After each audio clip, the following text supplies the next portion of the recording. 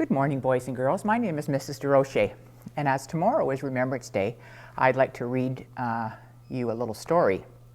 And this book is called What We Remember, and it's written by Leslie Ann Airth and illustrated by Mervyn Finch.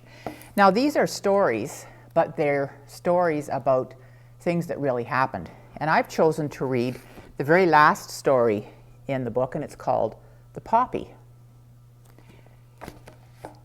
In Flanders fields the poppies blow, Cameron recited as he listened to the sad sound of the lament being played on the bagpipes. He stood at the edge of the memorial park, huddled next to his little brother Graham and his grandparents.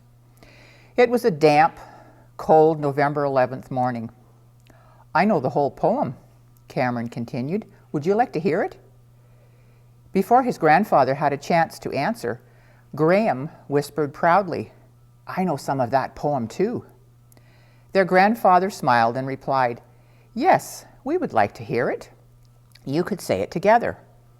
With hushed voices, the boys recited the 3 verses of John McCrae's famous poem. Graham didn't know all the words, but he joined in whenever he could. "Well done, boys," their grandfather said after they'd finished. Their grandmother hugged them a little closer, trying to shelter them from the bitter north wind. "When you learned the poem, did you learn where Flanders fields are?" their grandfather asked. The boys shook their heads no and waited for their grandfather to speak. Flanders is a part of a country called Belgium. It's one of the many faraway places where Canadians have gone to war to help people. "Is there still a war there?" Graham asked.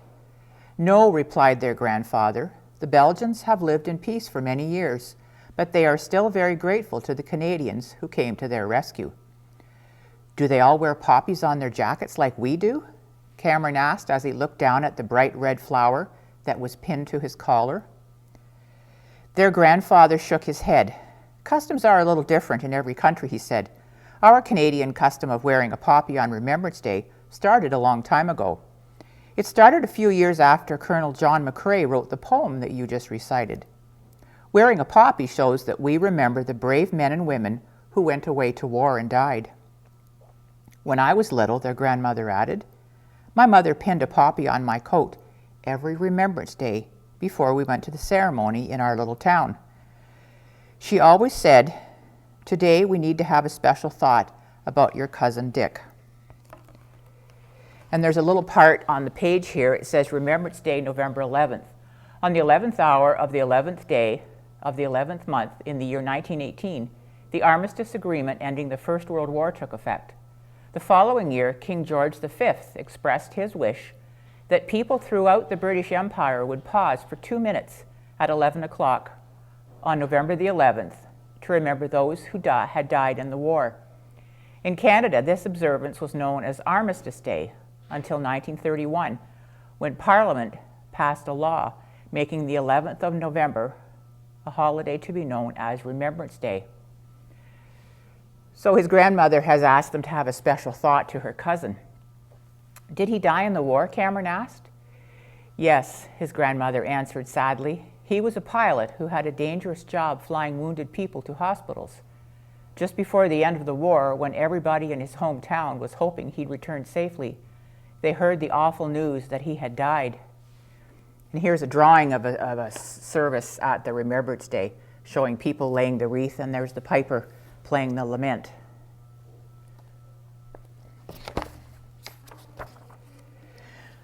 "Well, I don't remember anyone that went away to war and died," Graham said. "Why do I wear a poppy?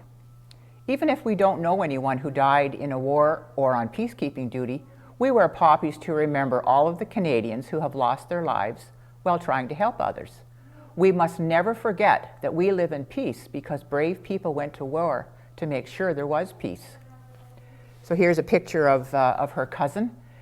Flying Officer Clinton Richard Ryers was born in Port Dover, Ontario. He joined the Royal Canadian Air Force, qualified as a pilot, and was sent overseas in 1940. On the 2nd of August 1945, the Ryers family was told that he was presumed to have died when the plane he was flying went missing on the 19th of September 1944. He was 24 years old. Cameron and Graham shivered with cold as they stood quietly, watching the Remembrance Day ceremony. They watched as the men and women marched past wearing colorful medals. They listened as a trumpeter played the last post before a long silence. Graham wanted to ask his grandmother how long he had to wait before he could talk, but she had her eyes closed, and he could tell she was thinking. He decided to wait quietly so that he didn't disturb her. When the sound of the trumpet suddenly broke the silence, his grandmother opened her eyes. "Did you have a special thought about your cousin?" Cameron asked shyly. His grandmother nodded yes, and as she looked up at the cold gray monument and the wreaths of poppies that had been placed at its base, "Yes, Cameron, I thought of Dick, and I thought of the thousands and thousands of other men and women I never knew who gave up so much for us." The little group watched the end of the ceremony before their grandfather said, "Now it's time to leave." "Is Remembrance Day over?" Graham asked. As they walked slowly away, their grandfather replied, "Today's ceremony is over, but every single day we should remember why we live in peace and why we should be grateful." And there's a little part at the bottom of this page, and it says it's about John McCrae. In 1915, a Canadian named John McCrae wrote the poem In Flanders Fields. Although Colonel John McCrae is best known as a poet, he is also remembered as a brave and caring doctor and soldier who served Canada in 2 wars. And there's some discussion questions here. Number 1, why do we wear poppies? Number 2, what does freedom mean? And number 3, why should we be grateful to the people who served our country in war? And on the next page is printed the poem, In Flanders Fields. In Flanders fields the poppies blow, between the crosses row on row, that mark our place, and in the sky the larks, still bravely singing, fly, scarce heard amid the guns below. We are the dead. Short days ago we lived, felt dawn, saw sunset glow, loved and were loved, and now we lie in Flanders fields.